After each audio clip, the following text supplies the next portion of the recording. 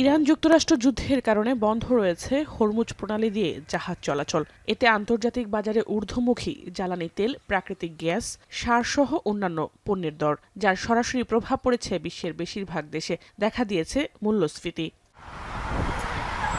মূল্যস্ফীতির হাত থেকে রক্ষা পায়নি যুক্তরাষ্ট্র। মার্কিন বাণিজ্য বিভাগের তথ্য মতে গেল এপ্রিলে দেশটির মূল্যস্ফীতি বেড়ে দাঁড়িয়েছে ৩.৮%, যা এক মাস আগেও ছিল ৩.৫%। এক মাসে মূল্যস্ফীতি বেড়েছে 0.04%।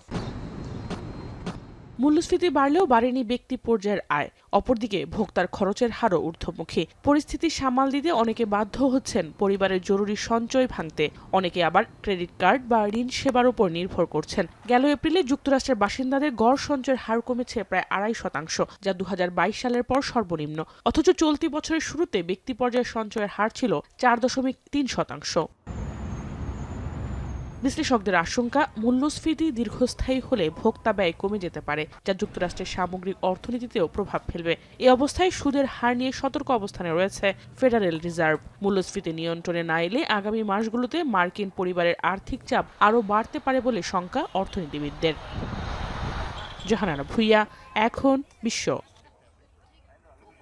72 ঘন্টা ময়েশ্চার লক সমৃদ্ধ লিলি বডি ওয়াশ শিয়া বাটারের গুডনেস স্কিন রিপেয়ার করে রাখে।